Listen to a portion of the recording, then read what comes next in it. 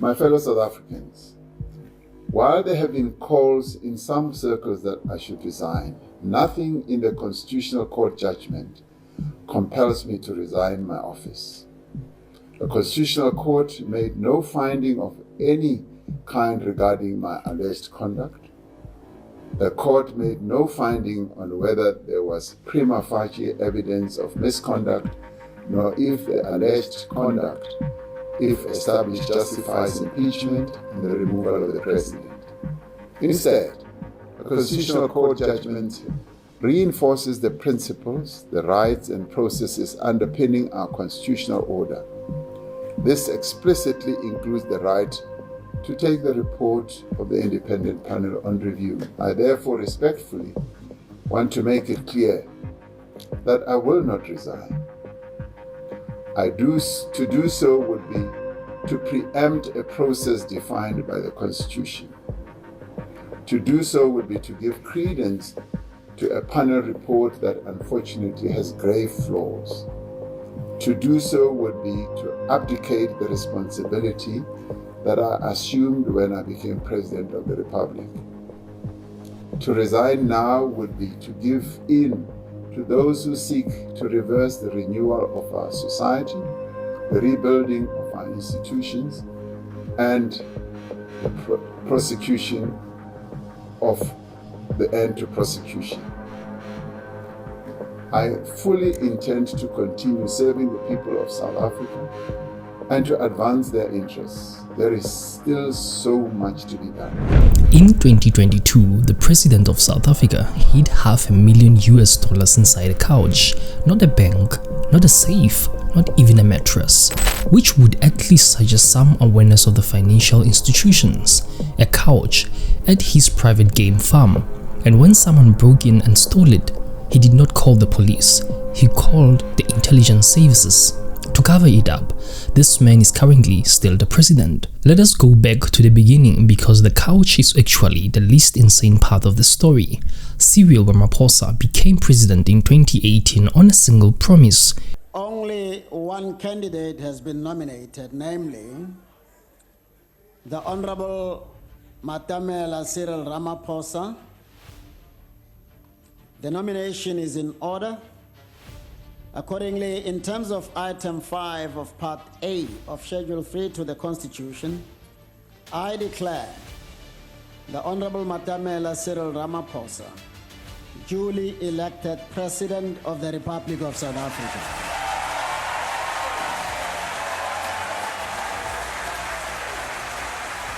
He was not Jacob Zuma. That was it. That was the pitch. The bar was so low that it was geologically significant, and Ramaphosa cleared it by simply existing without an arms deal conviction. South Africans called it the new dawn. International investors called it a buying opportunity. The ANC called it a rebrand. Everyone was briefly optimistic. Then the lights went out. But we are getting ahead of ourselves. Back to the couch. In February 2020, a Sudanese businessman named Hazim Mustafa visited Phalaphala, Ramaphosa's private game farm in Limpopo, supposedly to buy a buffalo. He allegedly paid $580,000 in cash, American dollars, physical notes, at the game farm in Limpopo. The money was then, according to the court papers and testimony, stuffed into furniture and left there, not declared to the South African Reserve Bank, which is a legal requirement for foreign currency transactions above a threshold, not reported anywhere, just sitting in a couch, doing couch things. Leading our bulletin this hour, the Sudanese businessman at the center of the Phalaphala farm saga says he's willing to testify about his deal to buy buffalo. Hazim Mustafa made the statement during an interview with the British broadcaster Sky News. President Cyril Ramaphosa named Mustafa as the source of nearly $500,000 that was stolen from his game farm back in 2020. The money was apparently stashed in a couch. Mustafa says he originally planned to buy a property, but then turned his attention to Ankole cattle. He says he was unaware that Ramaphosa owned Phalaphala until the news about the theft broke this year. Mustafa says South African police have customs documents in which he declared $600,000 in cash at OR Tambo International Airport. Then, in February 2022, thieves broke into the farm and stole what reports suggest was somewhere between $500,000 and $580,000 from that furniture. And here is where the president of the constitutional democracy made a series of choices. He did not open a police case. He did not report the theft or the underlying transaction to the Reserve Bank. He did not tell the public. What he did instead was task the Director General of the State Security, a man named Arthur Fraser, to lead a covert operation to track the thieves, recover the money, and keep it quiet. Fraser, who later became a whistleblower against Ramaphosa, confirmed all of this. He also alleged that the thieves were kidnapped, interrogated, and paid to stay silent. Ramaphosa has denied the kidnapping and torture allegations. He has not really denied the rest of it. President Cyril Ramaphosa has responded for the first time to the claims made in public by the former head of the State Security Agency, Arthur Fraser. Fraser said yesterday that he was lodging a criminal charge against Ramaphosa, saying that he had evidence that Ramaphosa's Limpopo farm had been robbed of $4 million. He also claimed that Ramaphosa had broken the law by not telling the police. He even seemed to suggest that Ramaphosa had kidnapped and perhaps interrogated workers at his farm and then paid them money to keep it quiet. When the story finally broke in June 2022, Ramaphosa's initial response was to say nothing for several days. Then he said the money was from a legitimate game sale. Then he said the amount was less than reported. Then he said the Reserve Bank had been informed. The Reserve Bank said it had not.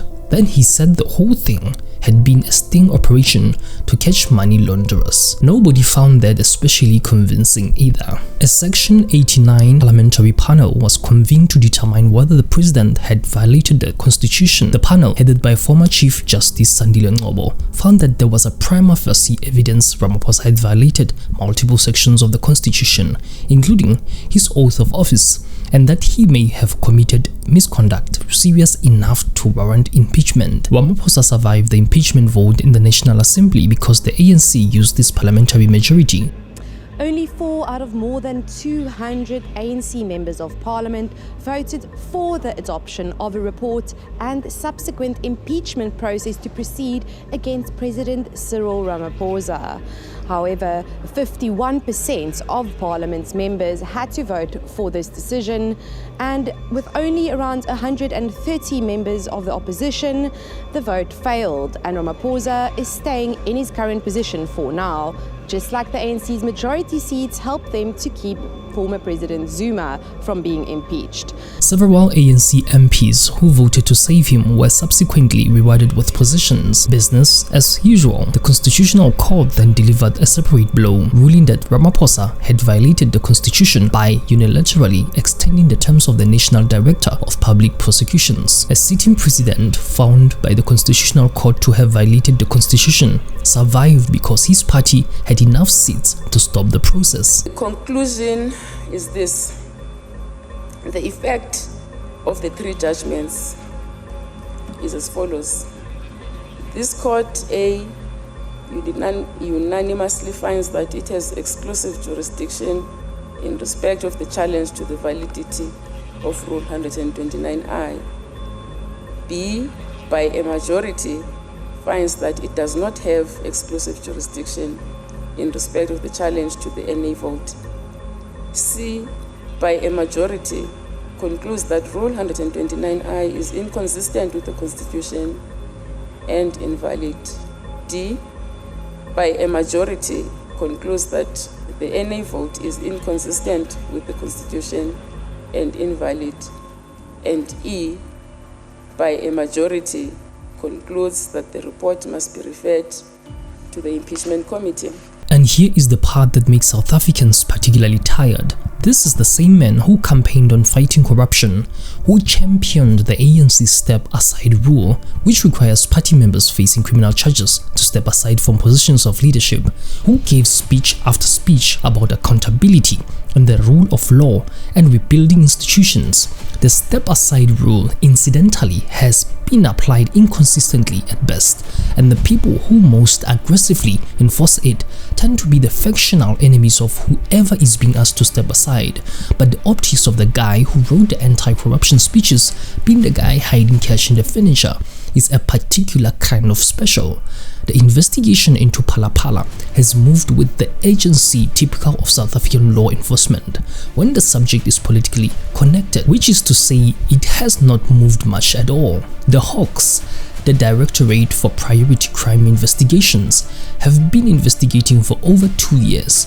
No charges has been filed. Ramaphosa has consistently said he is cooperating fully with the investigation, which appears to mean he is cooperating with an investigation that is going nowhere at a pace that suits everyone involved. What the Phala scandal actually reveals is not just corruption, but the specific texture of how power works in South Africa right now. The institutions exist, the constitution is real, the courts function, the Section 89 panel did its job, the Constitutional Court ruled against the president, and then the political majority absorbed all of it and moved on.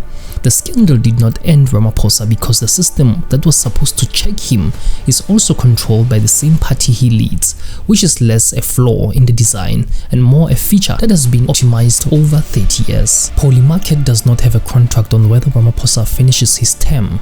The answer is probably yes, not because South Africans are satisfied and not because the Phala questions have been answered, but because the mechanics of removal require the ANC to act against itself, and that is a thing the ANC has historically been reluctant to do. The 2029 elections are the real deadline, and a population that has been sitting in the dark, watching the rand slide, reading about Buffalo money in the couch, will have something to say about it then. Whether that is enough to actually change anything, that is a story for another video. I fully intend to continue serving the people of South Africa and to advance their interests. There is still so much to be done.